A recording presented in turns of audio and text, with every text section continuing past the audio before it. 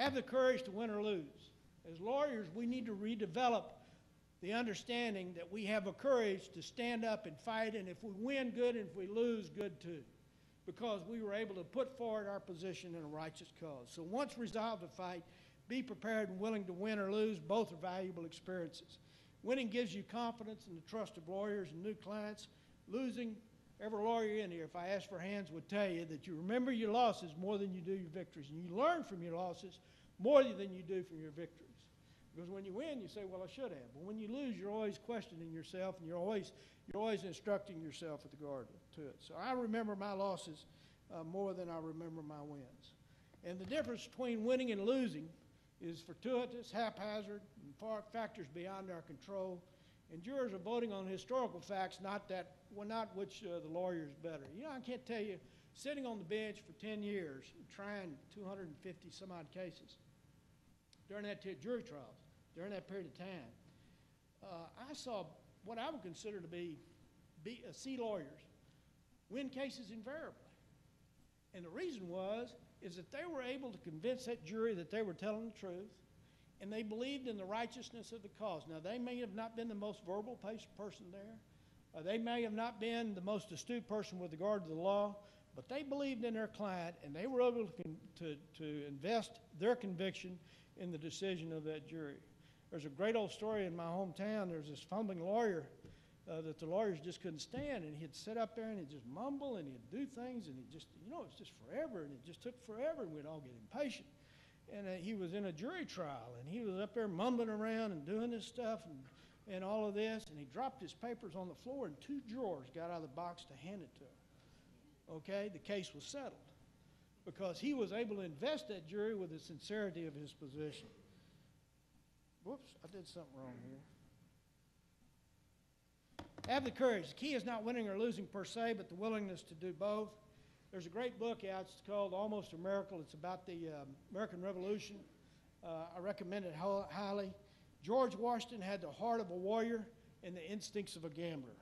And I'll tell you, I think a good lawyer has the heart of a warrior and the instincts of a gambler. The satisfaction comes not in the victory or the loss. The satisfaction comes in that you gave your all. Reputation. Now, law students, I'm going to address it to you. I've been out of school for 40 years. Law school, I graduated. You had to request to graduate from law school back in my days. I don't know if y'all have to do that. Well, I got licensed, and I kept on forgetting to request for graduation. So I really got out in 68, but my ticket says 69 because I kept on forgetting to request to graduate. But the years that I was in law school, the reputation that I developed in law school, the reputation of the others that I observed in law school is still the same reputation I have of those people now.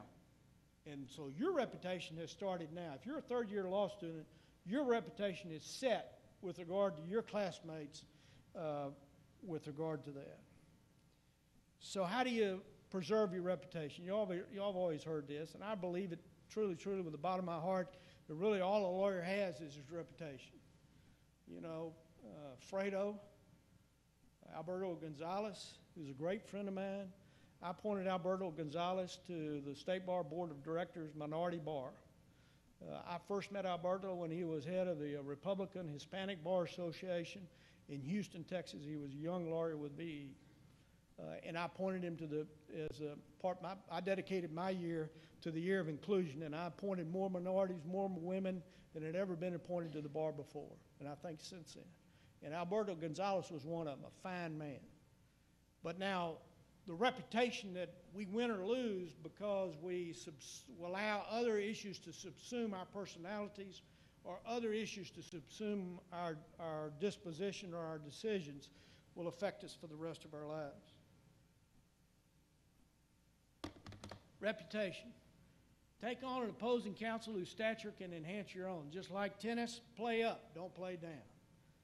That's a really good statement for young lawyers. When you're out there, play up, don't play down.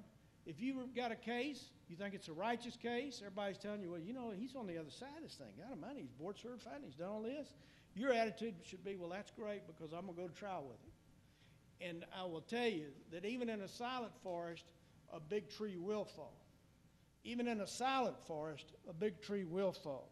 So like tennis, always play up and not play down. Others will applaud the contest and salute the challenge, and as Lee Atwater said, David is still getting good PR for beating Goliath.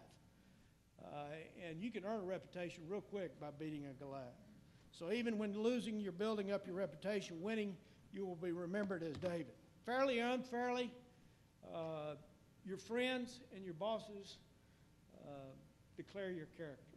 Fairly or unfairly, your friends and your bosses declare your character. Talking about young lawyers.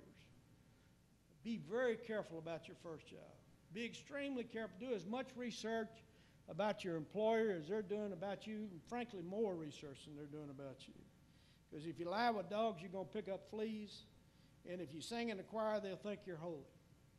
And that's very true, because those that you run with are going to determine your reputation.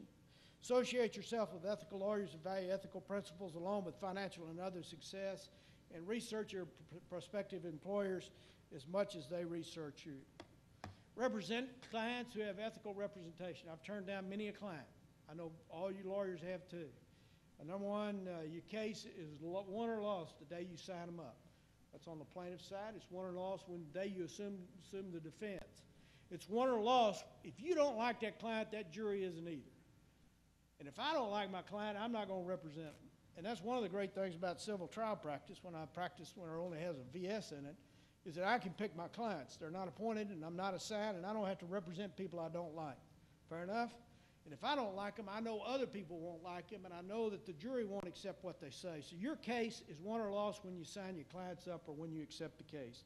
And unethical clients, just like that bumbling lawyer who dropped his papers, are pegged by jurors. They can read through it every time. They saw the sincerity of that guy, and they will read through your client in a heartbeat. I don't care how much you try to put lipstick on that pig, it will always be a pig. So when in doubt, let it out. Now, I want to tell you, that's what I did, didn't I? When I found myself in a bad situation, having done something I shouldn't have done, a literal felony in a court, I finally figured out, when in doubt, let it out. If you have done something wrong, don't sit on it. Confession is easier than seeking forgiveness, and protect your reputation. If somebody's spreading a falsehood about it, call them. If you hear some lawyers talking about you and saying something that you know is not right, call them on the phone and say, wait a minute, I understand you're saying this. I've done it before, and I guarantee you 9 out of 10, they'll say, well, I just heard that. And I said, well, if you hear it again, give me a call because I want to call them. And they'll back off. Now, knowledge comes from hard work, preparation, preparation, and preparation. It's kind of like in real estate. They say location, location, location.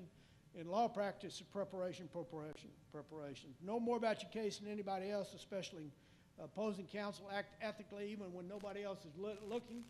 This billing concept, discovery. If it doesn't pass the smell test, don't do it. I had a mentor when I started out. He was subsequently a district judge, now still lives in Palestine. When I would go to him with issues of ethics, he would say, Jim, does it pass the smell test? I said, no, it really doesn't. Don't do it. That's the real ultimate issue. Does it pass the smell test? If you're trying to examine whether or not something's right or wrong, does it pass the smell test? If it doesn't pass it, it ain't right.